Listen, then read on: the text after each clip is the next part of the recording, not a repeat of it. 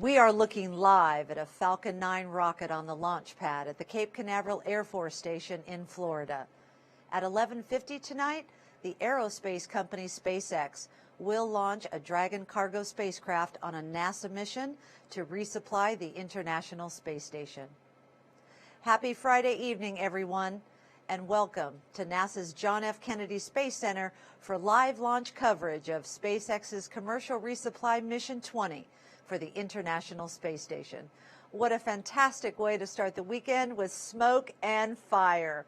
I'm your host, Tammy Long, and we are but 19 minutes away from the planned liftoff of a Falcon 9 rocket from the beautiful coast of Florida. This CRS-20 mission will fly much-needed astronaut supplies and research experiments up to the International Space Station, which at launch time will be orbiting 259 statute miles above our Earth. Back here on Earth, our team of correspondents are reporting from across the country to cover this thrilling launch. We'll head to the Mission Director Center here on the Space Coast for updates on the weather and the countdown. Then we'll head west to SpaceX headquarters in Hawthorne, California, and of course, we'll check in with Mission Control Houston at Johnson Space Center. So let's get fired up by reviewing some quick facts about tonight's CRS-20 mission launch. CRS-20 is the third flight of this Dragon spacecraft and the last commercial resupply mission to utilize the Dragon 1 vehicle.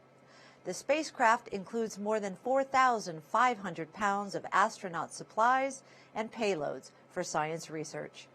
Tonight's launch window is instantaneous, meaning that SpaceX must launch at the exact second of the planned liftoff or try again on another day.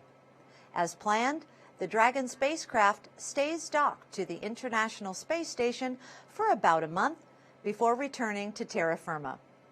Not only will CRS-20 resupply the ISS, it's also delivering important science experiments, some of which will impact directly humanity's quality of life. So let's take a deeper dive into the payloads.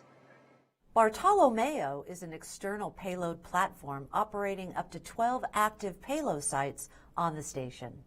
The Airbus platform hosts commercial and institutional payloads, offers unlimited opportunities for new space missions, and enables the growth of the commercial space marketplace.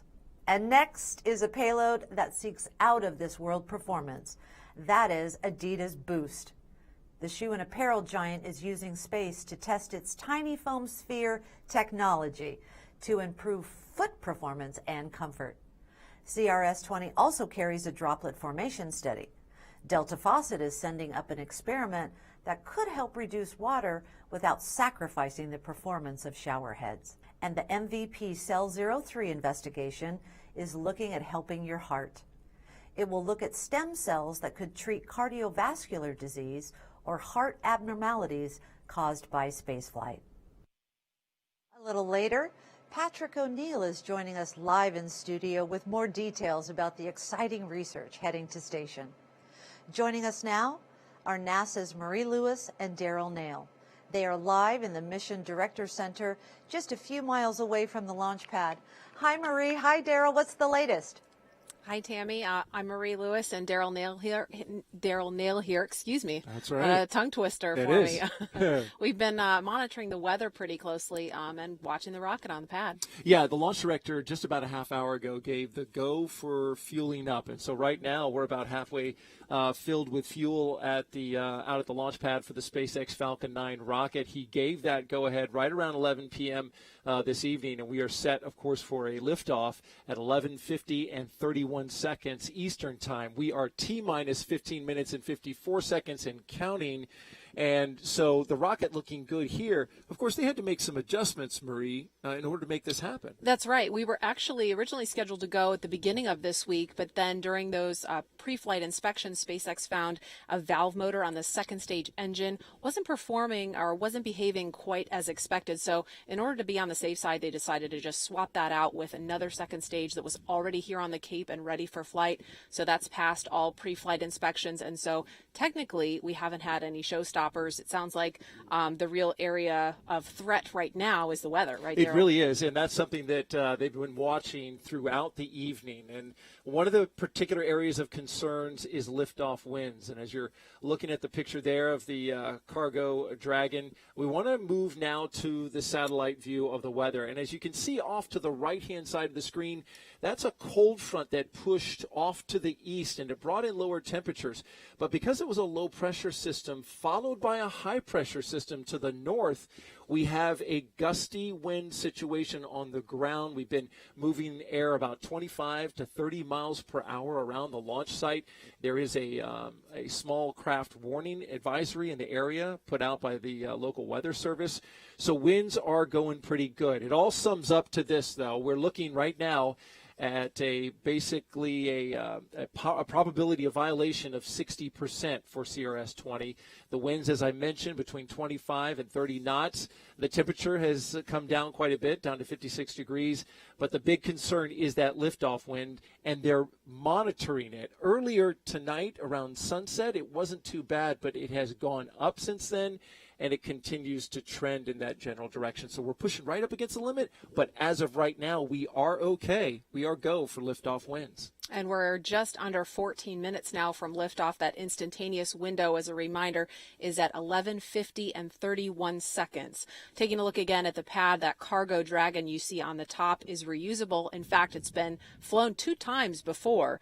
The first was CRS 10. That was back in February 2017, and then the second flight of this particular Crew Dragon, you can see it on your screen there, was in December 2018. That was CRS 16. So those 2 previous flights, there you see those liftoffs side by side. So excited to see this third and final flight of this cargo Dragon. This is actually the last flight, not just of this particular capsule, but the final flight of the first version of the cargo Dragon. So big moment tonight if they're able to see liftoff here and the weather cooperates. Yeah, and hopefully that will happen. But we will continue to monitor the situation.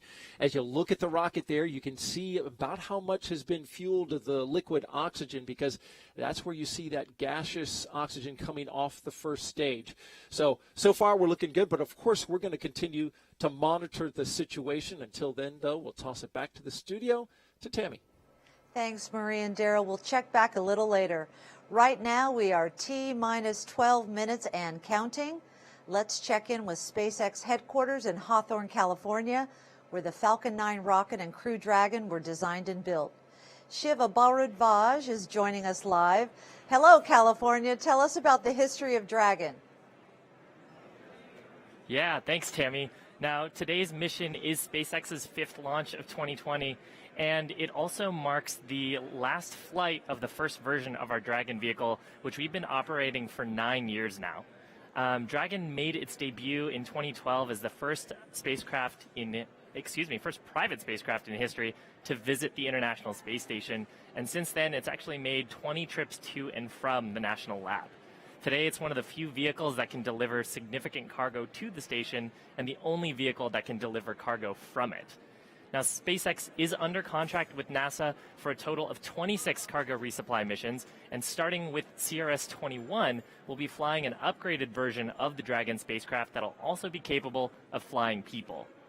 Both Falcon 9 and Dragon were designed with reflight in mind, and the hardware is built to support multiple missions with minimal refurbishment. And tonight's mission will actually be the 9th time that we've reflown a Dragon spacecraft, which is really awesome. Now, as Daryl and Marie had mentioned, this Dragon has been to the station twice before. A fun bit of trivia, this will be the 3rd time that a Dragon spacecraft has visited the space station 3 times. The first stage has also flown once before on our last CRS mission back in December. After stage separation, we'll be attempting a landing at Landing Zone 1 in Cape Canaveral so it can be reused on future missions. And if that landing is successful, it'll mark our 50th successful landing of a first stage. Now, there is a pretty good crowd behind me that are eagerly awaiting this 21st trip to the space station, and we're all really looking forward to a successful launch tonight. So back to you, Tammy. Thanks, Shiva. We also want to commemorate the International Space Station's 20th year of operation. This November 2nd marks 20 years of continuous human presence on the orbiting laboratory. A fantastic achievement, and congrats to the program.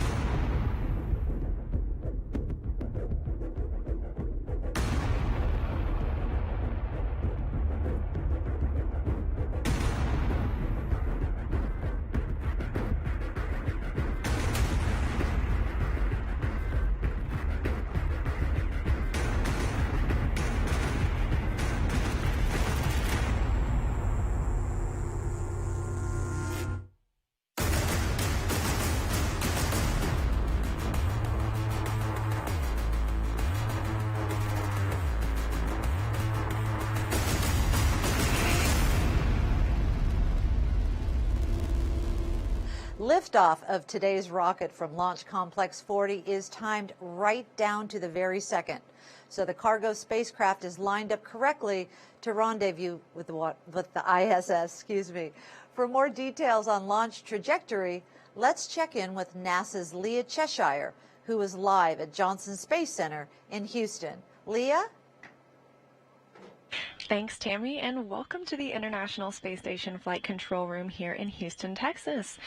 The Orbit 3 team is currently on console, and that's the last shift of today, but the Space Station Flight Control Room is monitored 24/7, 365 days a year. All of these people keeping tabs on what's going on aboard the International Space Station. Tonight, they are led by Flight Director Mike Lammers. He's gathering the information from all the flight controllers and overseeing the team throughout their tasks. We have 3 crew members on board the International Space Station right now. That's NASA astronauts Jessica Meir and Andrew Morgan, and in the center of your screen, Roscosmos cosmonaut Oleg Skripochka. They'll be eagerly anticipating the over 4,000 pounds of experiments, equipment, supplies, and maybe even more that are arriving to the International Space Station scheduled for this Monday, March 9th. However, they are still in the last hour or so of their sleep for the night as the space station operates in GMT, or Greenwich Mean Time. The astronauts will capture and berth the vehicle to the space station's Harmony module once it arrives on Monday morning, March 9th, and we'll be live for that at 4:30 a.m. Central Time to watch it all unfold. Until then, things are looking good here in the International Space Station Flight Control Room in Houston, and with that, we will send it back to you, Tammy. Patrick O'Neill joins us live in studio. He is with the U.S. National Lab, an organization that acts as a conduit for science experiments to the ISS. Hey, Patrick. Tammy, how you doing? I'm good. You? You're getting ready for a rocket launch, so I'm pretty excited. I know, it's a great Friday night. It is. So tell us, what's the difference between the payloads that you handle and the payloads that NASA oversees? Yeah, so the biggest difference, so when you think about NASA, you think about exploration, living and working in space, better understanding the human conditions so that we can go to places beyond low Earth orbit, whether that be the moon, Mars, etc. However, there's an opportunity for researchers to leverage this unique microgravity environment of the space station to ultimately benefit life on Earth, and that's where the U.S. National Lab comes into play. So the experiments that we sponsor all have this capacity to benefit life on Earth. That's the main difference. That's awesome. So we know you're focused on this mission, but tell us some of the exciting things coming up on the horizon. Well, I would say first and foremost, there's so much science that's going to be happening on station, whether that be from this launch where we have more than 20 payloads that are launching from a myriad of scientific disciplines, but then also down the road, it's just more science, more new facilities are going to be going to station, more commercial companies are going to be leveraging this microgravity environment. Institutions like the NIHs, the NSFs of the world, all of them wanting to take advantage of that unique space-based environment of the space station. So there's going to be an awful lot of activity on the station, whether that be right now from this launch, as well as things that are going to be happening down the road for the foreseeable future. And we're really excited about the promise and the potential of what the microgravity environment of the space station brings. Sky's the limit, Patrick. Well, maybe even beyond that. Well, thank you. We are now just minutes from launch. Let's head back over to the Mission Director Center to get an update from Marie and Daryl. Thank you, Tammy, and that's right. I'm here with Marie Lewis. I'm Daryl Nail, and the Falcon 9 rocket is nearly filled with fuel, the first stage that is, and then they'll begin second stage fueling. We are go for launch across all weather criteria, so that's a good sign. Now we're just watching and waiting for the count. We're sitting at 5 minutes and 22 seconds until liftoff. Absolutely. And of course, the primary objective is to get that cargo Dragon into the correct orbit, and it accomplishes that on this two-stage Falcon 9 rocket. It stands 230 feet tall, 12 feet in diameter, and Falcon 9 has 9 Merlin engines that combined produce about 1.7 million pounds of thrust at liftoff. And then after that point, the second stage takes over and gets its own Merlin 1D vacuum engine producing another 210,000 pounds of thrust and the vacuum of space to push Dragon into its correct orbit. So that's the really cool part about how it gets Dragon up to space station. But there's some really cool stuff happening in the meantime back here closer to Earth. Yeah, absolutely. Right now, you're looking at that shot. You can see the Dragon capsule at the top of the rocket. It actually has two International Space Station badges on it because it's been to space, as you've heard throughout the broadcast. It's been to the International Space Station twice, and this will be its third time. So it's got a couple markings up there on the capsule at the very top. And pretty soon we're going to see that strong back retract off from the rocket. So you want to look closely when we take that rocket shot again. Right now you're looking at SpaceX Mission Control Center in Hawthorne, California, where they are commanding the launch. But there's the shot from the ground, and you can see the gaseous oxygen mixing around down the bottom. That's because they're pre-chilling the engines before liftoff. So that's why you see that kind of smoky look at the bottom. It's really just gaseous oxygen. But a neat thing about this booster is it's coming back to land. And there you can see some of that gaseous oxygen at the top. And certainly the winds are a factor. We talked about that. We're go for winds, but it kind of shows you how the wind's coming across that rocket. Yep, and it looked like we started to just see that strong back just tip back ever so slightly in preparation for launch because we're inside of 3.5 minutes now. But after liftoff, about 6 minutes after liftoff, we should see the beginning of the booster starting to return back to land. And it's going to be pretty interesting because they've never, this will be the highest winds they've ever landed that booster in if it goes well. Right. They were clocking winds between 20 and 25 miles per hour at the landing site, LZ-1. And so that's still within limits for it to land, but it's going to be windy when it comes down, so it should be interesting to see what happens. We will certainly have cameras. SpaceX has cameras on the booster itself as well as the second stage, so we'll be able to see, and on the ground, we'll be able to see it come down, which is certainly an exciting time for that part of the mission. But again, we're T-minus 2 minutes and 33 seconds and counting until launch of the SpaceX Falcon 9 rocket and Dragon spacecraft. And as we mentioned, we're going to get a double sonic boom when that landing stage comes down. And it's actually going to ring in our Saturday because it's going to happen right around midnight. Yeah. So it should. We got to celebrate the weekend somehow, right? I mean, we're right. working on Friday night. Let's start it with a bang. Well, we got a rocket launch. That's pretty exciting. But as we get closer, of course, Marie, this will be your first launch countdown, which we're looking forward to. It will. You'll count us on into the liftoff, which is an exciting personal accomplishment, your first ever. Yeah, and an honor to do it on the last flight of Dragon 1. Absolutely. Going to retire Dragon 1. And no decision on what the future holds for that spacecraft, but they're moving on to Dragon 2. And it has a higher reusability rate, so that's something that SpaceX has often been very excited about, reusing their spacecraft and their rockets, and this will only help that. So T-minus 1 minute and 28 seconds and counting. Pretty soon what you're going to hear is the launch director give the go for launch. That'll happen around T-minus 45 seconds, so keep an ear for that. At this point, they've got the propellants almost fully loaded. They're going to pressurize those, and then they're going to let that command flight computer take over here in just a few seconds. So we should hear that go for launch in just about 15 seconds. Dragon is in startup.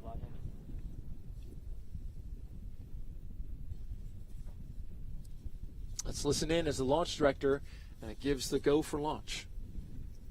LD, go for launch.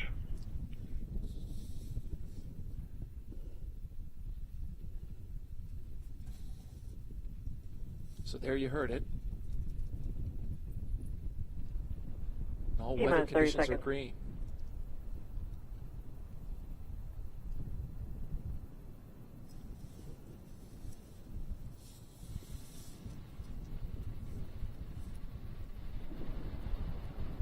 T-minus 15 seconds.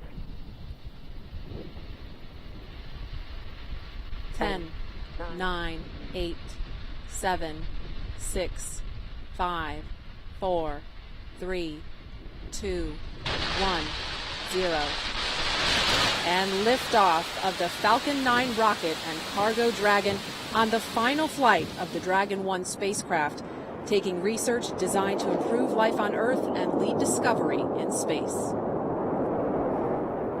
So the vehicle begins pitching downrange to get into its proper ascent for orbit.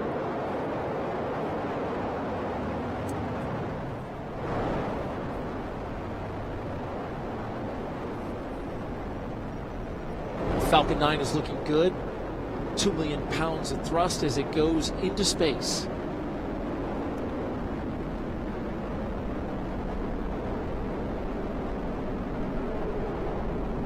Coming up in just a few seconds, it will experience its maximum amount of force on the rocket. That'll happen at 1 minute and 18 seconds.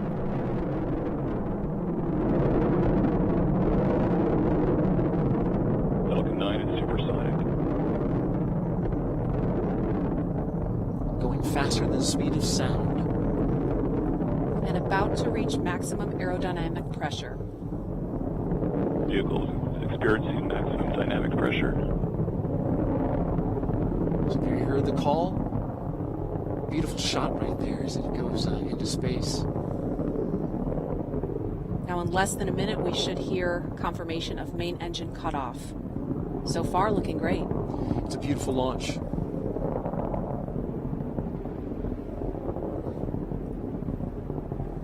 Now, there will be a rapid succession of events coming up in just a bit. As Marie noted, we'll have the first stage, main engine cutoff.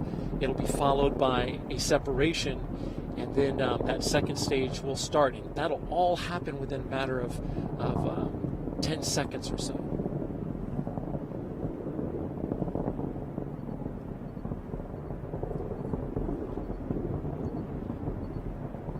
There's a great close-up shot of those Merlin D engines getting ready to shut off.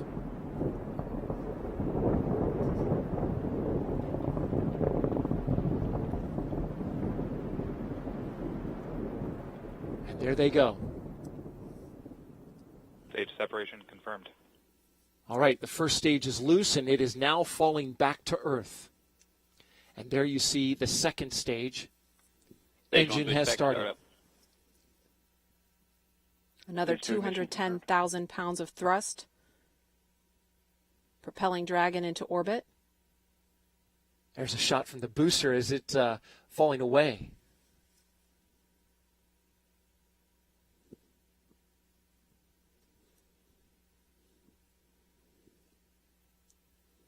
So far, everything with regards to this flight is looking nominal, which means it's performing as expected. You see the split screen there on your right-hand side. You have the second stage engine. On the left-hand side, the booster. And just briefly, I believe we saw part of the nose cone coming out. And again, the booster is headed back towards Cape Canaveral Air Force Station, where they are going to attempt to land this booster at landing zone 1 here. That first stage entry burn begins in about 3 minutes now for that booster. And here we're looking again at the second stage engine propelling Dragon towards orbit. Vehicle is on a nominal trajectory.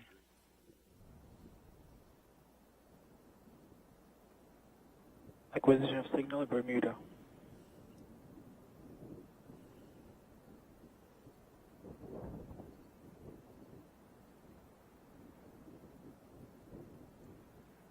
So we were really watching closely, listening closely to the weather reports tonight, but so far, all things nominal.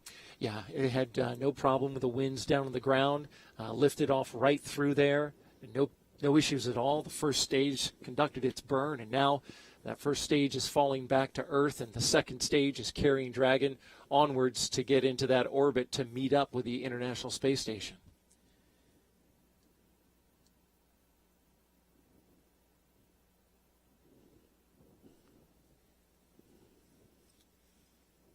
We are now 4 minutes and 45 seconds into flight. You see the split screen there. Everything is going well for Dragon and the booster so far.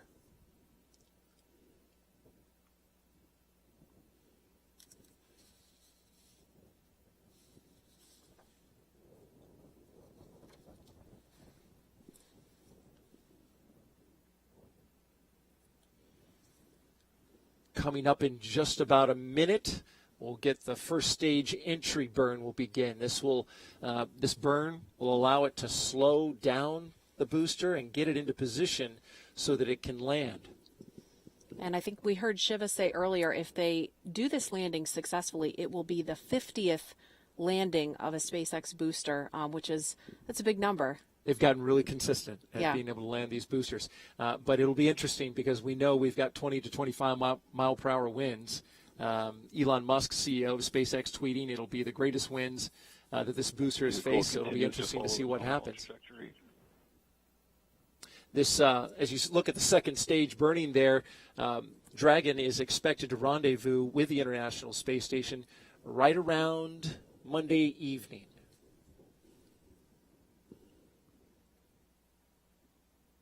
And this will be the 19th time they've landed a booster back on land.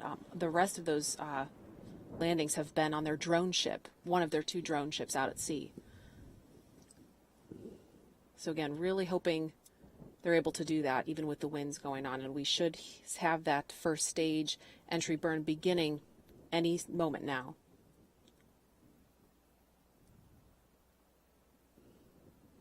And for those who are gathered locally, make sure you keep an ear out for the double sonic boom when the booster comes back and breaks the speed of sound. There you can see that burn, that entry burn has begun. On the left-hand side of your screen, you can see the grid fins are out for the first stage booster, and down it comes. Stage 1 entry burn shut down. And so they shut down that entry burn. Everything looking great so far. Of course, the burn helped illuminate the picture. You can't see much when it's not burning, but right. But it's a good sign that it completed its first burn. Stage 1 FTS is safe. All right, that's going to wrap up our coverage for this portion of the mission. Thanks for joining us. We're now going to toss it over to Shiva at SpaceX headquarters in Hawthorne, California. Shiva? Yeah, thanks, guys. So coming up in just about 15 seconds, we have our landing burn. Falcon 9 takes a series of 3 burns to do that landing. First is the boost back burn that everyone has watched, and the entry burn to reduce the aerodynamic loads on the vehicle. Now is coming up on the entry burn. It looks like we have good ignition. This only lights up the center Merlin engine, and shortly after, the 4 landing legs will deploy. You can see on your screen that left-hand side, the grid fins. There's a beautiful shot of Falcon 9 as it's coming back towards landing zone 1. Keep an eye out here for landing leg deploy. I'm hearing a lot of cheers behind me. It sounds like we may have touched down. Beautiful, and that is confirmation. That is the 50th successful landing of a Falcon 9 first stage. Congratulations to the entire SpaceX team. Now, real quick here, and you can see this on your right-hand side, the second stage is going to have shutdown of its MVAC engine. So there's the call out. You can see SECO there. Expecting a call out on the nets shortly. And shortly after, the guidance team will let us know if the second stage, and there's that call out for the nominal orbit insertion. So that means that we're ready for the next step, which is deployment of Dragon from the top of the second stage. Now, once Dragon deploys from the second stage, we'll actually get there's that camera view actually, looking up into Dragon's trunk. Dragon carries 2 types of cargo, pressurized and unpressurized cargo. Unpressurized cargo in the trunk portion and pressurized within the capsule. So shortly here, we should have Dragon deploy. We'll hear that on the launch nets. Acquisition of signal Newfoundland.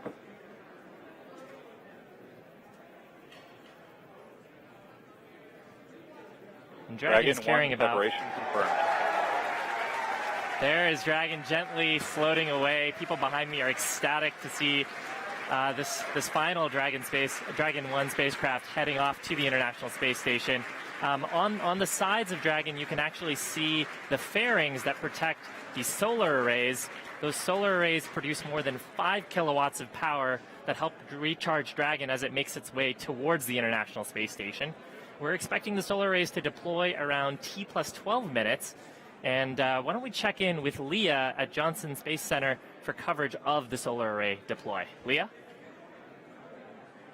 Thanks, Shiva. A great launch, and of course, really exciting always to see that first stage landing. Congrats on the 50th one of those. We are seeing live views and got confirmation of the second stage separation. And if you looked inside Dragon's trunk, which you can kind of see now floating toward its destination of the space station, you might have gotten a glimpse of the Bartolomeo platform as an unpressurized payload. That's a payload by the European Space Agency, which will serve as an experiment platform, and it will sit at a unique spot on the station where it has an unobstructed view of the Earth and into space. And as you mentioned, the next milestone for Dragon is the solar array deploy to occur at 12 minutes after launch, providing power to the spacecraft over its journey for the next 2 days. Believe it or not, the wingspan of Dragon, once those solar arrays unfurl, is about 54 feet. But this is actually the last time we'll see a solar array deploy on Dragon, because the new CRS-2 vehicle is switching to a little bit of a different style. The same as the Crew Dragon vehicle, where the solar panels are instead wrapped around the outside of the trunk. Upon its arrival to the space station, SpaceX Dragon will be the fourth vehicle parked, joining a Soyuz spacecraft, one Russian Progress resupply craft, and Northrop Grumman's Cygnus 13 spacecraft.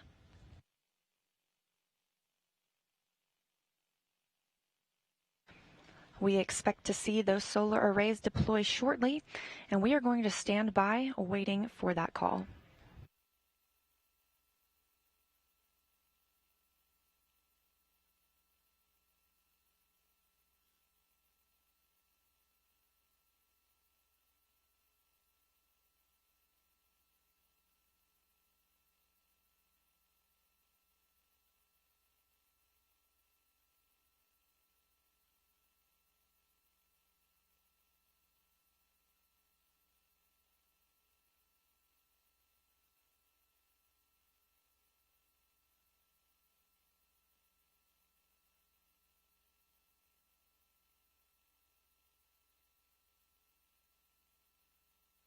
Dragon's propulsion system has successfully primed and all thrusters report ready for firing.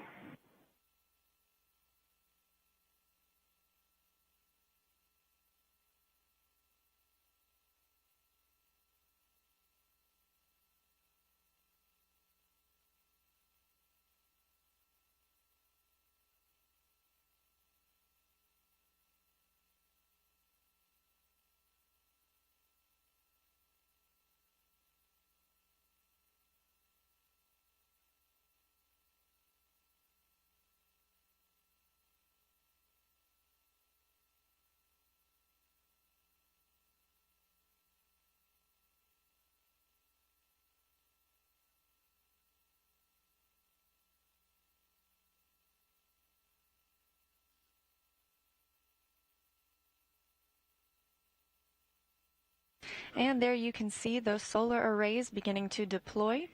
Things are looking good for Dragon. We'll stand by for audio confirmation.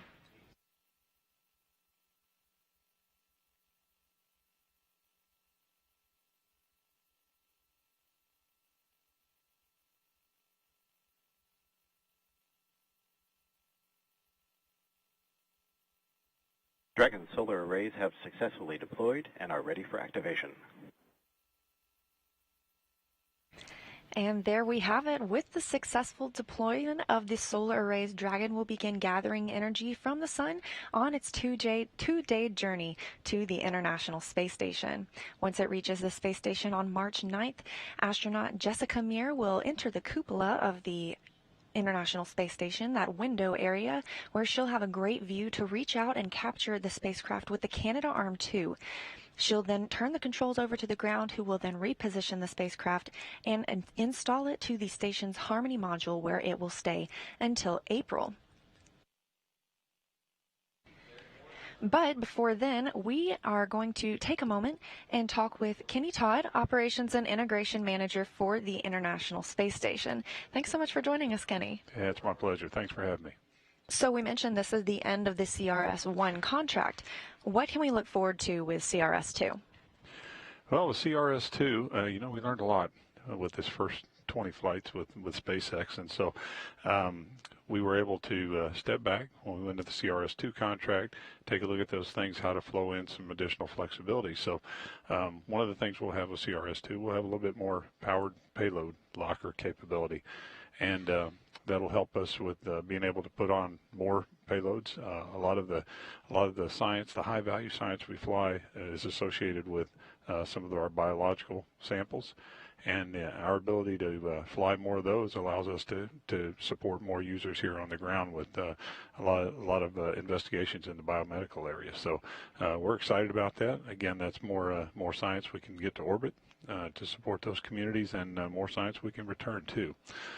In addition to that, one thing you'll notice if you've watched SpaceX Dragon launches and captures in the past is we won't be capturing anymore. They'll be docking, and again, that's an important capability as this same Dragon 2 spacecraft, the crewed version of that, also docks to the space station. So again, that's a significant change in the way we'll do our integrated operations between station and the Dragon.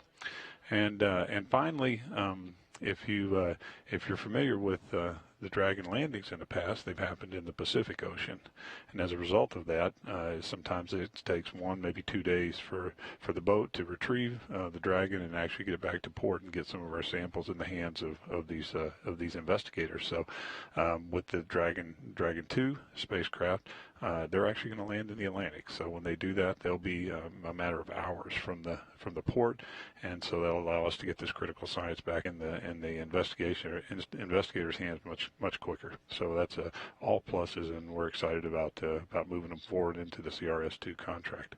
Absolutely, definitely all things to be excited about moving forward and making things even better. So commercial resupply missions aren't the only thing we're working on with SpaceX. We are also preparing to launch crews from American soil for the first time on American rockets since 2011. Can you talk a little bit about how these commercial resupply missions have paved the way for those crewed missions? Sure. SpaceX, when we set up the CRS-1 contract with them, the first thing they had to learn to do was how to build a spacecraft and how to certify it and how to get it into low Earth orbit and get it back on the ground again. And so the very first contract was huge in helping them to establish that confidence that they could get their spacecraft, get it turned back around, and get it on orbit and get it back home again. And so getting in that cadence is very important. Additionally, just learning how to operate, being an operations team, just like here in Mission Control in Houston, they had to stand up their own operations team, and so that's a very important capability that they're able to carry over as they step up to the crewed missions. So the ability just to know that they can do this job, they have the experience that they built on with all these cargo missions, and so while it's a totally different vehicle, there are a lot of similarities. There are a lot of the same components that are carrying over into that spacecraft, and they can do some with some level of confidence that they're going to be ready to go. And once Dragon arrives Monday morning, there will be 3 crew members on the International Space Station. Can you tell us a little bit about what station operations are going to look like with a new vehicle, all of the science and experiments and supplies to unload, and our 3 crew members? Sure. It'll be a bit of a sprint for the next 4 weeks or so. I tell all the crews before they launch that especially the new folks who have been there before, when you get a Dragon on board, it is about a 4-week sprint from beginning to end. But with 3 crew, it's even a little bit more of a situation where they're having to manage themselves. We're having to help manage the schedules for them and make sure that we don't, tire them out too much, and so that they're ready to do all of the things necessary for that particular mission. But anyway, this particular mission, towards the end of it, we'll also start to flow in some of our return activities for Jessica and Drew. So about the first week of April or so, things are going to get really dynamic as we look to wrap up this particular mission, plus get ready for Jessica and Drew to come home. The new Soyuz with Chris Cassidy will be arriving in that same time frame, so it'll be a busy place at station, and so we're looking forward to it. But at the same time, we're going to have to keep our eye on the ball and make sure the crews stay rested and able to get the work done that they need to get done. And they always seem to. So the Bartolomeo facility also launched on this Dragon spacecraft. What does that mean for future station research opportunities? Oh, it's fantastic. We only have so many sites external to the station that we can put science and research on, and it's a competitive resource. And so our European colleagues, they're stepping out into the commercial market with this launch of this platform, and so we're excited about it from an overall station partnership perspective because it brings capability to the station. But we're also excited for our European colleagues because again, they're interested in continuing this growth into this commercial low Earth orbit economy that we're all trying to grow as a spacefaring nations, part of the International Space Station. So this we think is going to be a great thing for everybody out there who is interested in getting access to low Earth orbit, especially on the external platform that's on station, and this just adds to that capability. So it's again all around good for the partnership, and it's certainly good for our ESA colleagues. An all-around good launch and great views we had tonight. Thank you so much for joining us, Kenny. Yeah, it's my pleasure. We are now expecting Dragon to arrive to the International Space Station Monday morning, very early, and you can join us live at 4:30 a.m. Central Time for the arrival of Dragon. As Kenny mentioned, it will be the last time that Dragon needs to be grappled and berthed to the International Space Station. In the future, it will dock. So join us for that last bit of mission coverage for Dragon. With all of that, we will toss it back to Tammy at Kennedy Space Center. Everything looking good here in Mission Control, Houston. Thanks, Leah. Shiva, out in California, you guys look pretty excited. Can you tell us a little bit about how the launch went tonight? We heard a lot of screaming. Yeah, actually, there's probably still a good 50 people out here. Maybe there were about 100 or 200 earlier. And, we had a beautiful on-time launch tonight at about 11:50 Eastern that just lit up the Florida East Coast. It launched from Space Launch Complex 40 this evening. And, this was our 21st launch to the International Space Station and our 9th launch ever with a flight-proven Dragon. So this was also our final CRS mission using the first version of Dragon. And beginning with CRS 21, we are going to be flying an upgraded version of the spacecraft that will be capable of flying people aboard. I can confirm now that Dragon is in a good orbit. The solar array is deployed on time. The guidance bay door should be opening shortly, and we're making our way towards the space station. We're planning to arrive at the station on March 9th at about 7 a.m. Eastern Time. The astronauts aboard will then capture Dragon in a process called berthing using the station's robotic arm. And then once Dragon is safely docked to the International Space Station, they'll unload the about 4,500 pounds of cargo and crew supplies and scientific payloads that are aboard the spacecraft. Dragon's going to spend about 4 weeks at the space station before it comes back to Earth. And, all in all, a successful day for Dragon. Awesome day for Falcon 2. This was our 50th recovery of a first stage. So really just a fantastic mission for the entire SpaceX team. Really want to thank our friends at NASA and at the Air Force and the Federal Aviation Administration, and of course all of our customers for the support and hard work they put into tonight's launch. And a big congratulations to both the SpaceX and NASA teams that developed and supported the first version of Dragon. All of that hard work has really paved the way for the upcoming first crew flight with NASA astronauts aboard later on this year. So with that, back to you, Tammy. Thanks, Shiva, and congratulations. And that's going to wrap up our coverage. For more information, visit nasa.gov/station or nasa.gov/SpaceX. I'm Tammy Long, and from everyone here at NASA's Kennedy Space Center, thank you for being part of the successful launch of CRS-20. We leave you with another stunning look at tonight's launch. Have a great weekend, everyone, and go CRS-20 and go International Space Station. Good night. 8, 7, 6, 5, 4, 3, 2, 1, 0. And liftoff of the Falcon 9 rocket and cargo Dragon on the final flight of the Dragon 1 spacecraft, taking research designed to improve life on Earth and lead discovery in space. So the vehicle begins pitching downrange to get into its proper ascent for orbit.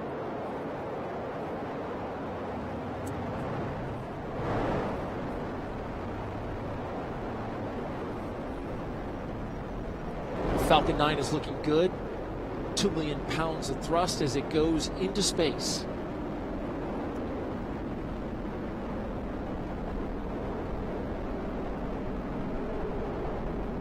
Coming up in just a few seconds, it will experience